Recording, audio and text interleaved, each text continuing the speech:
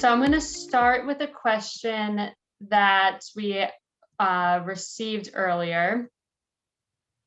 And that is, once I have calibrated my screen, if I change the brightness of my screen to better match the prints I'm making, is my screen still in calibration?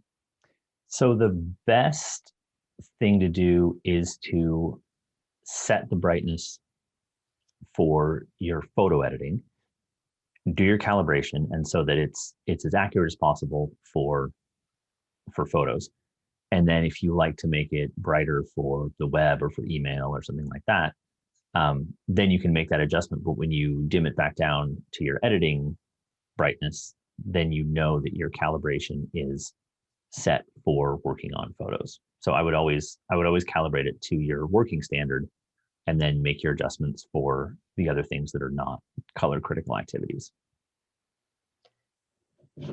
Another question we received earlier was, how effective is soft proofing in both Lightroom 6 and Photoshop CS6 to ensure accurate colors?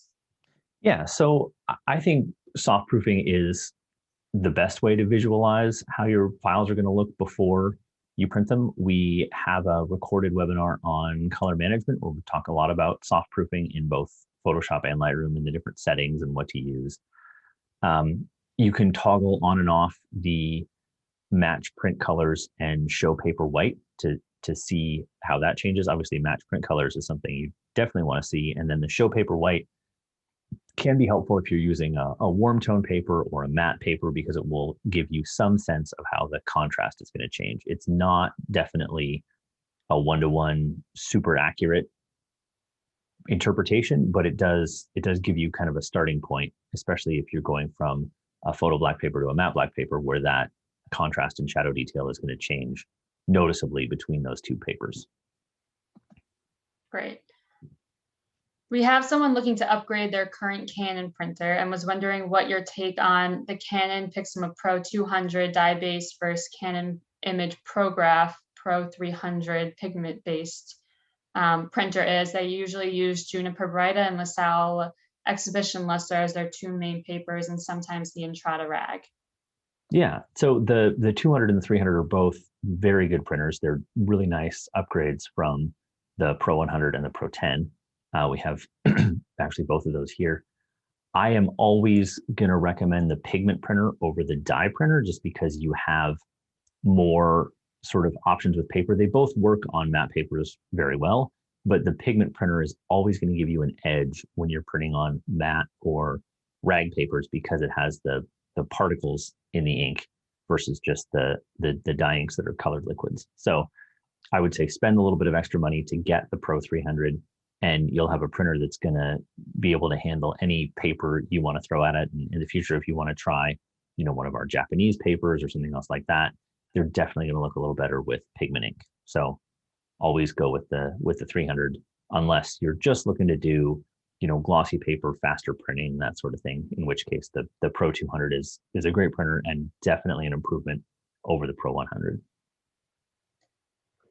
Polly's asking, why are my prints turning out yellow and green? It's not even close to what she's seeing on her monitor. All right, so that question could have a lot of different answers. Number one, are you working on a calibrated monitor? Number two, if you're printing with a profile, make sure that you're using the media setting that matches that profile, and that you have the other color management options turned off.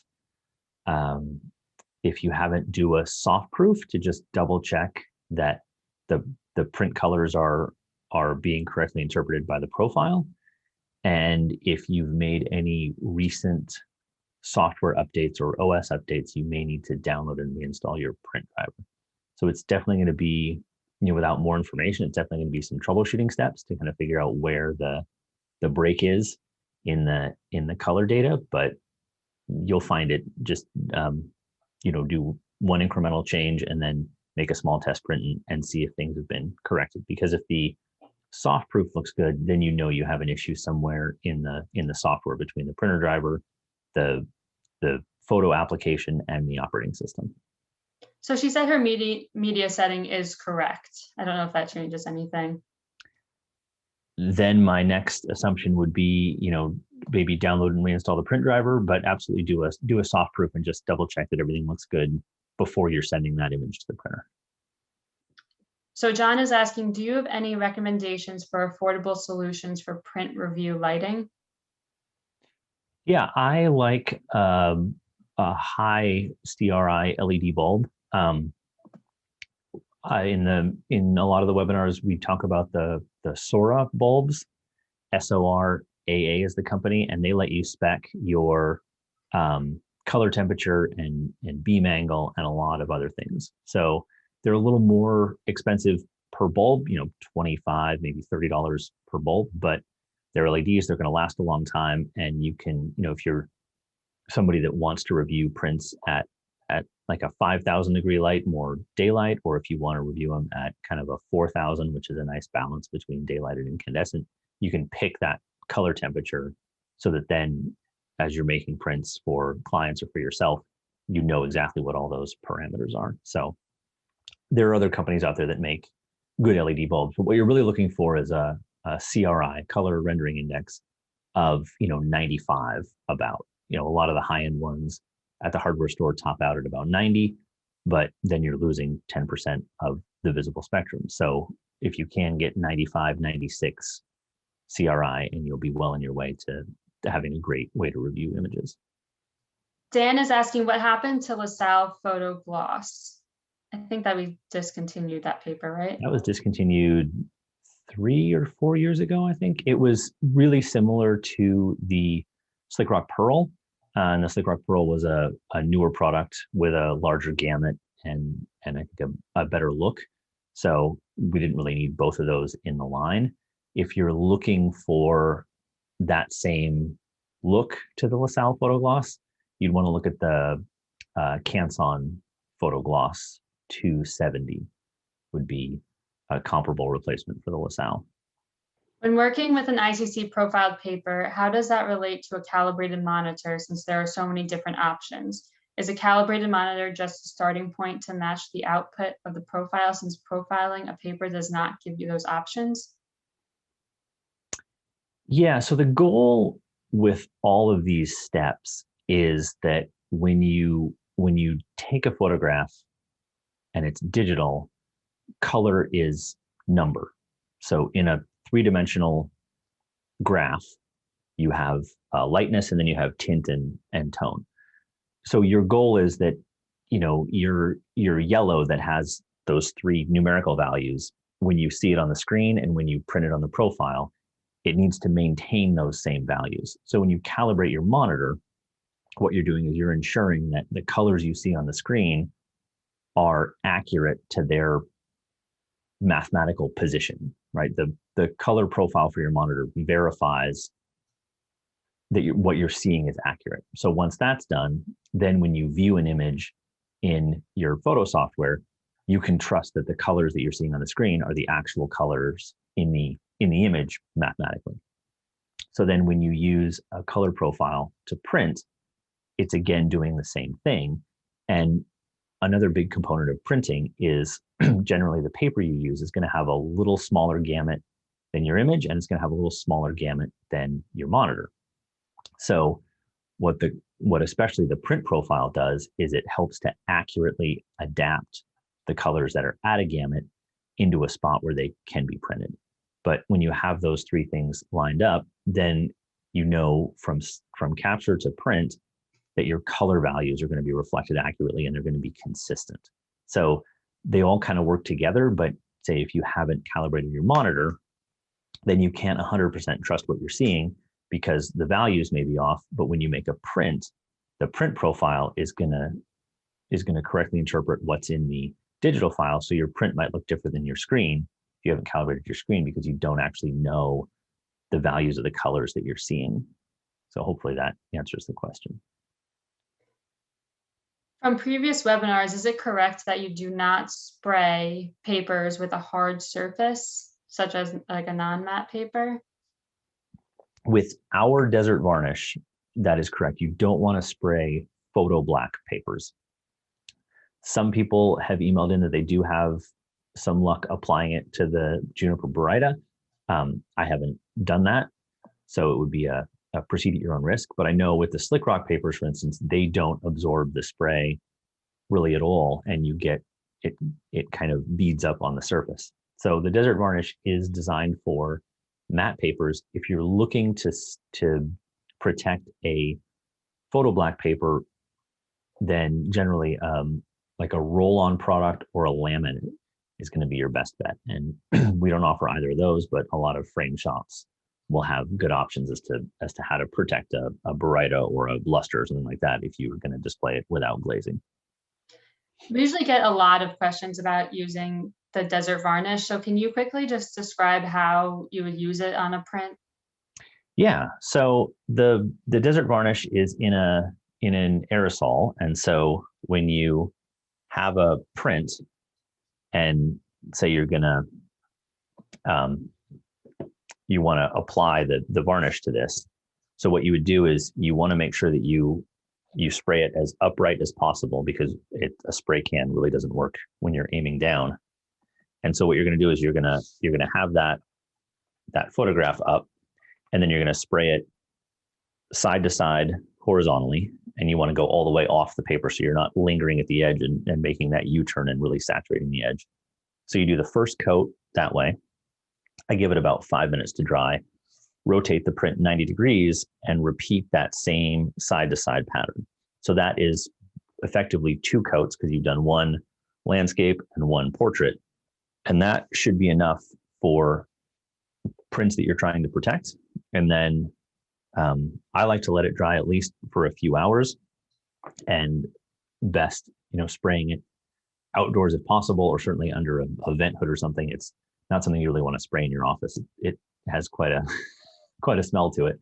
But once you've done those 2 coats, again, let it dry for a couple hours, and you should be all set. And I also recommend, if you have the time, print one day, let those prints dry overnight, and then apply their Desert Varnish, 18 to 24 hours after you made the original print, so that you make sure that those pigments are really set in the paper coating, and that all the liquids have evaporated, and then add in the varnish. Is it necessary to spray both sides of the print? It's not. You really only need to spray the printed side, because you're really trying to protect the ink and the pigments. I suppose if you were gonna hang a print, completely raw, just maybe with some clips or something, and you wanted to display it, then you could spray both sides, because you're going to help to inhibit some humidity absorption and other things like that in the back of the sheet. But it's definitely not something you need to do if you're going to be mounting it or displaying it, with just the print side facing out. For dry mounting, do you prefer heat-based dry mount tissues or non-heat mounting, such as Premier double sides that require a laminator? So the challenge with mounting is not with the papers necessarily. It's the inks that are going to be somewhat temperature sensitive. But in speaking with folks at both Epson and Canon, from what I've been told, around 145 degrees or less, so sort of a low to medium temp, as far as they've seen, has no effect on the inks and the print longevity. So a low temp or a medium temp heat mount should be just fine. And again, the only recommendation that I have is that I've been told is to keep it, around 145 or less. So 130s, low 140s are just fine for dry mounting. And the other thing you might find is if you're using a metallic paper or something else like that, where it's some layers of different components that will expand and contract at different rates, you may be best off mounting them in a vacuum press to keep everything completely flat as you do that mounting. When using roll paper, if back rolling the print does not flatten it, can it be flattened in a dry mount press? And what would be the recommended temperature? That's something you'd have to experiment with. I haven't used a dry mount press in a long time.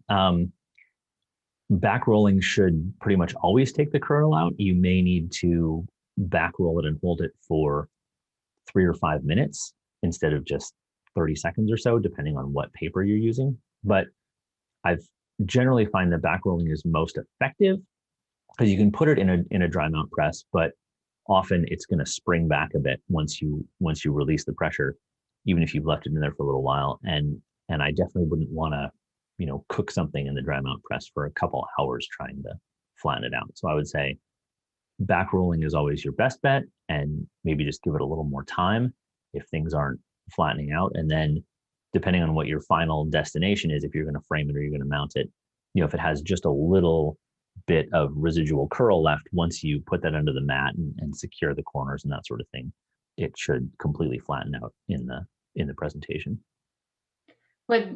Would doing that affect the archival properties on the print? As far as I've been told, no. Again, because it's the inks that are the sort of the archival component that can be affected by heat, not the paper or the coatings. But like I said, from what I've been told, a lower temp heat should have no effect on the longevity of the print. When using Lasal luster, back rolling has put ripples in the paper. Are there any suggestions to avoid that happening? It probably is going to depend on the size of the tube that you're back rolling against. I try to back roll everything on a 3 or a 4-inch tube, and I stay away from a smaller. So generally I use just a extra roll core from an old roll or something like that. That's a 3-inch. If you're back rolling around, 1.5 inches, 2 inches, then you're really going to get that print pretty tight around the roll. And the other thing is to make sure you have enough space so that you can lay the print, as flat as possible, tuck the edge in, start to roll it up, and just keep that real smooth. So that should prevent it from rippling as you go. The other thing that I haven't seen necessarily with the exhibition luster, but it can sometimes be a challenge on cotton papers, is if you're kind of have a do-it-yourself back roller, once you make that first revolution and it starts to overlap again, sometimes the first edge of the paper can leave a little dent in the second layer that goes over it. So if you have something that has a little padding on the core or something, so it's not just pushing really hard against the one edge of the paper into the other, that's the only time that I've seen kind of an indent in the print is from that first edge as you roll it up. So this is a really long question. I'm going to try to sum it up and let me know if I don't get it right. But is this from Jacques? Yes. Okay. So no, I'll try to read it real quick as you're describing it. I'll read it aloud so people can hear it. But it looks like he's trying to open the same image in both Lightroom and in professional print layout, but he's getting different results. So do you have any suggestions on or opinions on why this might be happening? Yeah, so the challenge that we have right now with a lot of the software is that with all these kind of automatic updates and subscriptions and operating systems, there's a lot of stuff that gets pushed out to the user before it's really been comprehensively tested. So one of the questions we get a lot is, my Adobe application or my other Affinity photo or whatever else, when people are printing from that, they're getting mostly accurate prints, but not 100% accurate prints. And then especially this guy's asking about Canon's professional print and layout. So the big difference there is all of your photo editing apps, Adobe apps, Capture One, Affinity Photo, On One, all of those, they all use the standard printer driver, and they use some color management module, whether it's the one in your operating system or for Adobe, they use their own color management module. And we've had some challenges with those being consistent in the last couple of years. Canon's professional print and layout is a program that they created based on what's called a RIP platform. So it's independent from those color management modules and other things like that. So professional print and layout sort of exists in its own ecosystem and communicates directly with the printer. And I have talked with a few customers that are using, especially say Mac OS Big Sur, that really the only time they're getting accurate prints is with professional print and layout, because it's bypassing all this other kind of color management minefield that's appeared a bit. So if you're using one of the newest operating systems or one of the newest Adobe applications and you have a Canon printer and you're having some issues with color and consistency, I would definitely say try professional print and layout, because it should solve your problem.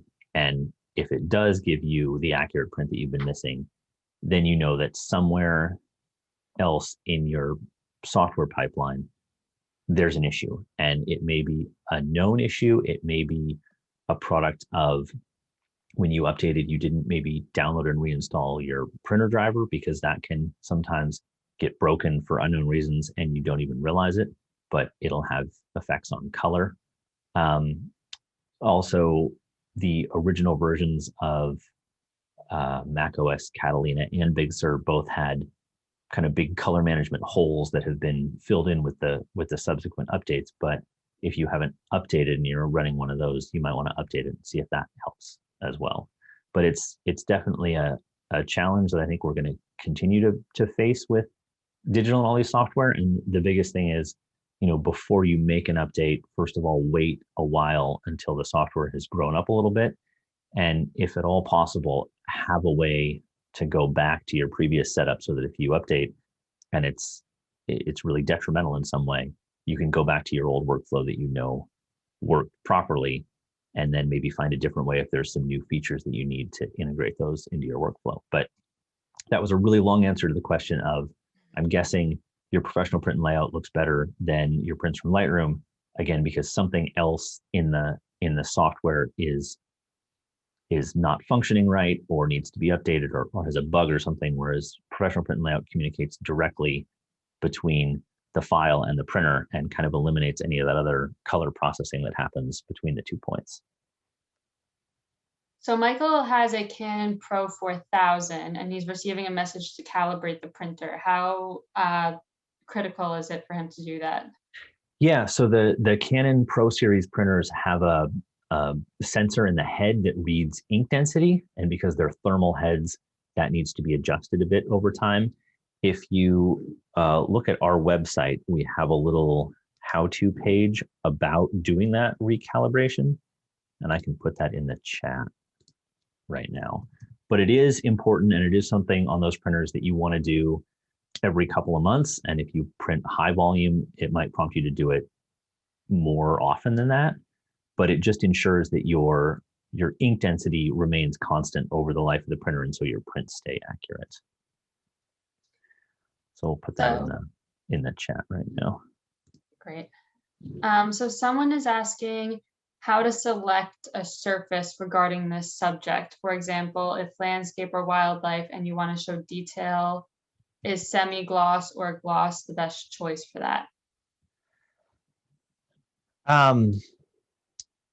So generally, a photo black paper, so a Baryta luster metallic gloss, is going to have a little larger gamut, a little more shadow detail, and it's going to appear to have darker shadows than a matte black paper. So for the kind of traditional photographic look, then your most predictable paper, and the one that you might be the most used to, is going to be a photo black paper. That being said, there are wonderful results on matte or rag for portraiture and landscape and everything else. It's going to come down to personal preference and how you want to present that image, in the sense that maybe a more ethereal morning image with some fog or something else might be really complemented by a cotton rag or a Baryta, because if you use the Baryta, it's more of a subtle gloss, whereas a high key, high saturation image of a mountain is going to really look good on a paper that gives that some punch. So maybe the Slick Rock Pearl metallic or the luster, because it's a bright white, very crisp image.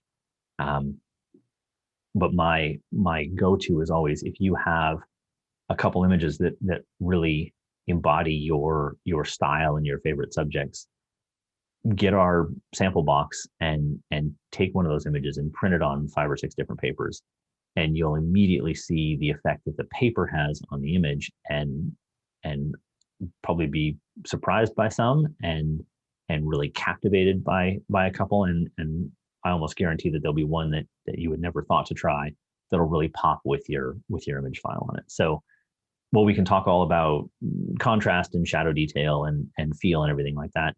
The minute you see it for yourself, especially with your own images, it's a very different experience, and it really answers a lot of those questions right away. And then 3 months, 6 months, a year from now, when you're wondering maybe what new paper you should try, or you have a project that's gone a different direction, you need some paper recommendations, you can take out those prints that you made from the sample box, and all that work's already done, and then see if there's something new that kind of fits what you're looking for. And then the second part to this question was, and maybe it's a similar answer, but can someone print black and white on watercolor paper? I don't know, maybe like the Somerset or Entrada would be closest to what they would consider a watercolor paper, but so tinting is possible? Yeah, so you don't want to make an inkjet print on an uncoated watercolor paper or a standard art paper, because the inks are going to hit it and you're going to get a watercolor. So yes, you can do it, but you're not going to have the color management, and you're not going to have the dot pitch that you're used to with a photographic paper. So something like Entrada, Bright Natural or Textured, or the Somerset Museum Rag, while the base of those is a cotton art paper, they have the inkjet receiver layer applied to the top, which is what holds that ink in the really tight formation so that you get a photograph. So any of those cotton papers can then be painted on post-printing with acrylics or watercolors. But we generally don't recommend oil paints, because a lot of the solvents in the oil paints will interact with the inks and can have unexpected results. But really any water-based ink will work well in that paper, even though it has the inkjet coating and when you've already printed it. So yes, you absolutely can tint them afterwards. And I would say any of the Entrada papers or the Somerset Museum Rag is where I would recommend starting for doing that work. And the other one you could do is the Moenkopi Kozo. Granted, because that's a mulberry fiber paper and very different, it's not going to react necessarily like a watercolor paper, but it will give you a very interesting look, and it's a much thinner, more translucent sheet. So go for it, and good luck. So someone has been experimenting with our sample pack, reproducing some limited editions of a collection of very colorful fine art paintings. On the various matte surfaces he found, despite his extensive profiling, calibrating, soft proofing, all of it, the blacks were turning out brown, more brown. Yep. What is he doing that would merit this result, and how can he fix it? And can you recommend a specific paper that might work better? Yeah, so it looks like the printer is a Pro-100, which is Canon's old dye printer. And the challenge with dye inks is that they don't have a matte black. So for the most part, a dye ink will not give you a really neutral black on a matte paper, because it's not a matte black ink. Whereas if you have a pigment printer and you're printing on matte paper, it has a specific matte black ink to make a neutral black tone on that paper. So it sounds like you're fighting with the components of the ink, and you're correct. No matter how many times you profile it, you're dealing with that there is a slight warm tone to generally dye blacks, and there's no way you can overcome that, because there's no gray ink or other pigment inks that can balance out that warm tone. So to get over the hump, I think you're going to need to invest in a pigment printer, and that's going to solve a lot of your headaches. Given the issues you discussed about the software updates causing issues, is there any reason to not simply use Canon Professional Print and Layout all of the time? No, it's great unless you have an Epson printer, and then it's not great. So no, if you have a Canon printer that works with Professional Print and Layout, it's a fantastic option. There's a bit of a learning curve to it, but once you get that figured out, then it's a fantastic print tool, and it's one of the reasons I think why they design that software so that you would get really consistent results out of the printer. But for those of you out there that have Epson printers that may be running into the same thing, as far as I know, Epson does not have a comparable RIP program that they make that would be similar to professional print and layout. So then you do kind of have to dig a little deeper and see where your issues might lie. And kind of my advice to that is if you can, again, this is not a real convenient thing, but when you buy a printer and you get it all set up and you get it running really well, if printing is a big component of what you do your absolute best not to update that computer while you have the printer. And for a lot of the photographers that we work with who do a lot of gallery shows and things, I recommend, pair that printer and that computer together, and nobody gets an update until the printer ends its useful life. Because I've spoken with a number of studios that they do a big software update or they do something else like that, and they can never quite match the work that they had done prior to that update. So it's definitely something to be aware of. Obviously, though, if you buy a new camera, you have to update your software and that sort of thing. But if you can have maybe a machine that you edit on and then an older machine that you print from, then you know that you're not going to have these really acute headaches from software that take a long time to fix. And if you can leave it unchanged, then you're just not going to have any of those issues crop up. Got it. How is printing impacted from TIFF files versus JPEG files? So really the answer to that is an 8-bit TIFF and an 8-bit JPEG opened from the same raw file and not saved multiple times are going to print pretty much identical. The differences come between an 8-bit JPEG and a 16-bit TIFF, which carries a whole lot more data. And also every time you save and close that JPEG, it is recompressed, and it's a lossy compression. So you lose a little data every time you save and close a JPEG, whereas a TIFF is lossless compression or uncompressed. And so every time you open and close that TIFF, you're not losing any data. So fresh start, first time you work on the image at 8-bit, they're going to be about the same. But if you're going to open and close it, or hopefully, especially if you're making bigger prints, you're going to want to work from a 16-bit file because it's exponentially more data. And you can't even do a 16-bit JPEG. So if you open your raw files as 16-bit, or if you're exporting them out of Lightroom or Capture One at 16-bit, then you're going to have to make a TIFF. You can't even make a JPEG. So for long-term archivability, for sending photos to a lab for printing or the things like that, absolutely a 16-bit TIFF is going to be a much higher quality than a JPEG. So I'm really surprised this actually hasn't come up before, but someone is confused about the brand of Canson Infinity papers that you keep mentioning. How do they relate to Entrada, and how do you see them fitting in your overall lineup of Moab printing services? And I guess we should kind of go back from the beginning and explain why we mentioned both Canson and Moab. Right, in a Moab webinar. Yeah. So a couple of years ago, Legion Paper, which owns Moab, and Moab has been the digital photography paper of Legion for what, 15 years or more now. Anyway, Legion Paper took over distribution of Canson Infinity digital printing papers in North America. So for the past couple of years, we've had both Moab and Canson. And we mainly did that because Canson has a lot of papers on offer that were not in the Moab line. So a lot of really heavily textured or heavyweight cotton art papers, a wider variety of canvas. And it was a real complementary line of papers to sort of flesh out what we didn't have with Moab, and great coatings and everything else like that. So while this is a Moab webinar, if somebody popped up as they did and said, hey, what happened to the glossy paper?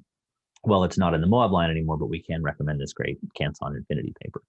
And I also do support for both brands now as well. So while they're still definitely unique and different lines, they do have a lot of complementary assets and not a lot of overlap between the two papers. So you might hear us recommend a Canson paper when there's not one of those papers in the Moab line, and that's how we have our partnership now.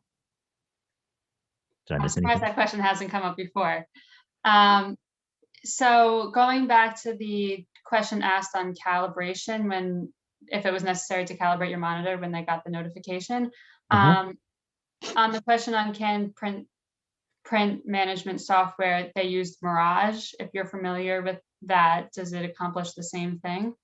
It does. I haven't used Mirage, so for all of you who are kind of wondering how we went that direction, there are a number of RIP programs out there, and what a RIP is, it's called a raster image processor. So what that means is it takes your file data and specifically sends it to the printer, bypassing the print driver. And generally, RIPs are used by big print shops or other high volume image makers because it lets you do multiple images on a roll or set up a lot of other options that are not available in standard software. But a RIP also does bypass any of your operating system color management. So there's many. There's Onyx, Mirage, Caldera, Image Print. There's a lot of different RIPs out there, and mainly why you don't hear a lot about them for just individual photographers is historically they've been really expensive, about $100 an inch based on your printer. So if you have a 24-inch printer, it's $2,400 for the software. Now, granted, it has a lot of tools, but you have to be able to justify that cost in your workflow. So Canon has done something a little different and gone with the professional print and layout. Mirage has partnered with Epson for a while. So I think if you buy some of the commercial edition Epson printers, you get a version of Mirage that will do about the same thing. So yeah, any RIP program should bypass any of the color management issues we've been seeing in the photo software and the operating systems. Got it. Do you have a preferred black point compensation workflow, or do you just use the default settings in the RIP? So I have done very little RIP printing. And then if you're using, an Adobe application or Capture One or the other ones, you really only have the option to turn black point compensation on or off. And if you're printing with relative colorimetric rendering, you always want to turn black point compensation on to keep your shadow detail screen accurate. If there are other black point compensation settings within your RIP software, that's definitely a question for the RIP manufacturer, and I honestly don't know. Which papers would you recommend? It says what papers can be painted on. I think we can only recommend some papers that work better than others. So which ones would you recommend? Yeah, any of the cotton rags. So the Entrada, the bright, natural, or textured, the Somerset Museum rag, or the Somerset Velvet are all papers that people have been painting on along with printing. And then you can also absolutely paint on the Japanese washi papers. Again, they're not cotton and they're much thinner, so they'll be a little different, but those are also great art papers. So the Moenkopi, Kozo and the Unryu, the 3 different Entradas, and then the 2 Somerset papers are all excellent options for mixed media along with printing. Can you comment on choosing a white point for monitor calibration? Yeah, so generally when you calibrate your monitor, it will give you the choice of D50 or D65. Those are just 2 different white points. D50 is the default standard for the industry. It's also the white point that our profiles are built to. So I would always recommend choosing D50 as your white point to remain consistent throughout the workflow. I've noticed when adding borders to an image, my printer seems to have trouble. I have to create custom paper and border sizes via trial and error to get it to work. In this case, for all printers, I have a Canon PRO-100 or best practices for this issue. What can you recommend? Yeah, so printers by default have generally asymmetric margins. So instead of the maximum print area having a 1/4 inch margin on either side, it'll be a 1/4 inch left and right. It'll be 1/3 of an inch at the leading edge, and it'll be a little less than 1/4 inch at the trailing edge, right? So you've got a slightly out of square rectangle. And then if you're using Photoshop and you say center image, Photoshop does not center the image based on the dimensions of the paper. It centers the image based on the margins that the printer gives you. And especially if you're working on a larger format printer or a roll printer, sometimes the leading edge margin will be an inch and the rest of them will be a 1/4 inch. So it will really off center your image. So there's a couple ways to work around this. First of all, you can find out what the maximum margins are for your printer and kind of subtract those and do the math to figure out how to square it up. The second option is to make a custom paper size that is the same. So if you're using 8.5:11 paper, if you make an 8.5:11 custom media size and you set the margins to 0, then your software will work actually from the edge of the paper and not from the assumed margins. The third option that is mostly reliable, but could give you a surprise here and there, is if you say borderless and then retain size instead of auto expand. That should have a similar effect to making a custom paper size with 0 margins, because borderless retain size shouldn't be expanding your image. So it should allow you to, again, base your measurements off the edge of the paper. So there's a couple different ways to do that, and it kind of depends on what works in your workflow and what software you're using as to how to achieve that centering of the image. Can you use InDesign to do layouts for an Epson P9000? You can use InDesign to do layouts. The challenge is that InDesign is not designed for an RGB photographic print workflow. So InDesign is optimized for publishing, which uses CMYK and interprets colors a little differently. So if you're printing photographic layouts from InDesign to an inkjet printer, which is seen as an RGB printer by InDesign, you can select your print profile, but you don't have any control over the rendering intent or some of the other nuances that we have printing from Photoshop or an imaging application. So it's certainly doable. And I've worked with a couple of customers this year who are printing books and we're using InDesign, but it definitely takes a little doing to get an accurate print out of InDesign versus out of a different program. So if you're just trying to do multiple images on a roll at different sizes, you're probably better off with other software besides InDesign to achieve that end. I don't know if you'll know the answer to this, but do you know what Canon's latest pigment ink printer model number is, or just at least the printer? So Canon has quite a few pigment printers, but we'll start with the desktop ones. The Canon, and they all now are in the image ProGraph or IPF line, but the 13-inch is the Pro-300, the 17-inch is the Pro-1000, and then as you work up from there into the roll printers, it's the 2100, 4100, 6100. But for most people, it's going to be the Pro-300 or the Pro-1000 that you're looking for the two Canon desktop-sized pigment printers.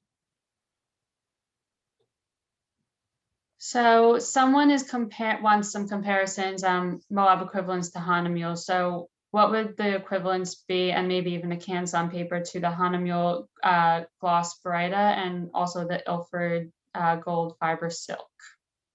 So the closest Moab paper is going to be the Juniper Baryta, and it's going to be a little less shiny than the Hahnemühle gloss Baryta. It's going to be closer to their, what is it, fine art satin Baryta. The Juniper is going to be a lot more similar to that. And then in the Canson line, I would say that the Baryta Photographique 2 is going to be glossier than the Juniper, and also a little bit less warm. So the Juniper is a relatively warm Baryta. The Canson Baryta Photographique 2 is going to be a little whiter. And then also in the Canson line is the Baryta Prestige, And that is, I think, similar in tone to the Juniper, but it definitely has a little less texture and a different look to it. So there's those three to try, and they all are definitely different, even though they're all Baryta papers. But I'm guessing the Canson Baryta Photography 2 is going to be most similar to the Hahnemühle Gloss Baryta. And it's been a long time since I saw the Ilford Gold Fiber Silk. But I would say probably the Juniper or the Baryta 2 for that one as well. And if you email us, we do offer some samples that we can send you if you're looking for a specific paper. So contact us if you're looking for samples of one or two of those papers, and we're happy to send them out. Yep. So Evan, I did send this to you earlier. Every time there's a Mac computer upgrade, Yes. such as to Big Sur, they lose the Canon profiles. The Moab and other profiles remain. And maybe it might be a solution for that Canon needs to help them out with, but have you ever heard of this problem happening? Right. So the reason why that happens is because the profiles that you install, so the Moab profiles, for instance, you put into the profiles folder in the library. The profiles that come with your Canon printer or your Epson printer are not stored in the same folder. They're stored somewhere far away with the other printer driver data. So when you update your machine, it pulls in that profiles folder that you've installed because that was data that you added and it knows that you want it. But it doesn't bring in the other stuff. And I think the same thing would happen probably if you had an Epson printer, because it's stored with the printer driver, which is not something that gets migrated. So you will, after an update, have to reinstall the printer driver every time, which you should do anyway, because rarely does a printer driver survive an OS update fully intact. And that will bring back the manufacturer's profiles, whereas you typically don't have to do that with the profiles that you've installed from Moab. If I want to use a Canon PRO-1000 black and white feature, should I not use the Canon Professional Print and Layout? Well, no, that's something you're going to want to test. And we talk about this a fair bit in the black and white webinar, but it's all a matter of personal preference. I print black and whites using the color profile because the color profile knows the black point of the paper and the white point of the paper and the tone response. And I think I get a very good, very neutral black and white print using the color profile. Now, with Epson, you have advanced black and white mode, and with Canon, you have a black and white photo mode, which is available in professional print and layout. So I would say if you're using print and layout for your color work, there's no reason to try your black and white image using the color profile and to also try your black and white image using Canon's black and white photo mode, which is in print and layout. So go ahead and test both of those.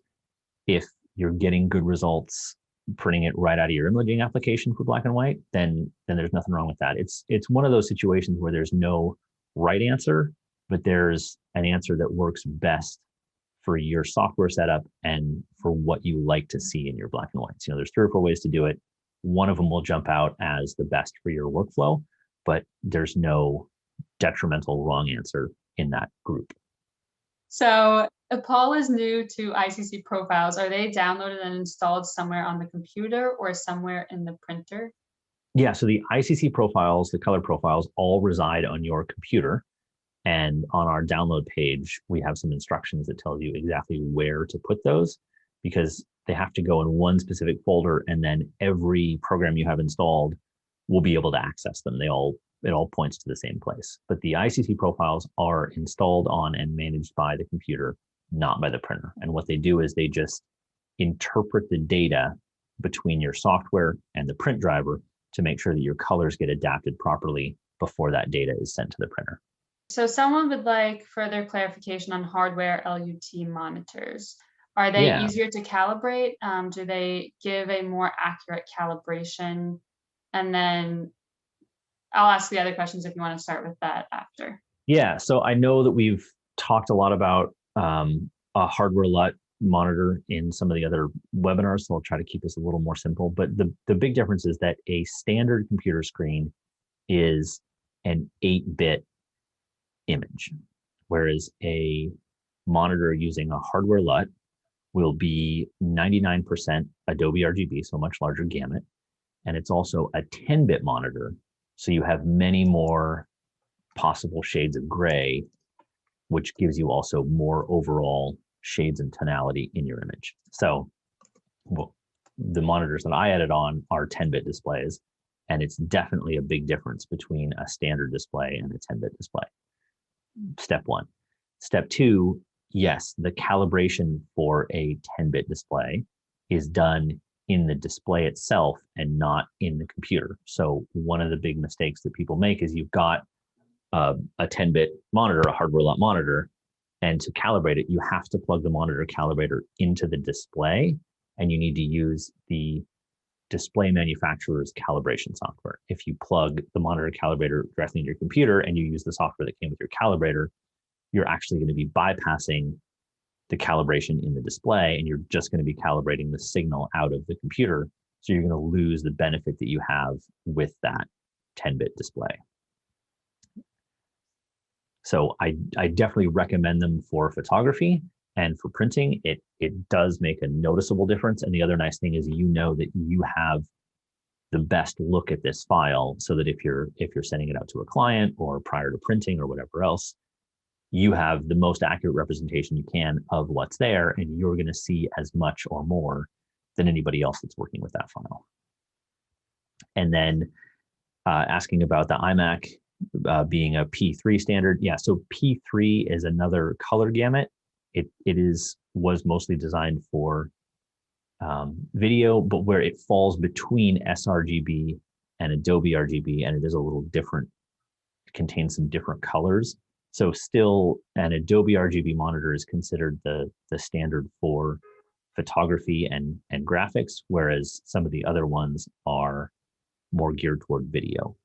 But also overall, the displays we get in our computers now are significantly better than what we got 5, 6, 7 years ago. So even if you're working on a new iMac, or if you're working on a good laptop, you're going to have a much better screen than you had in your previous computers.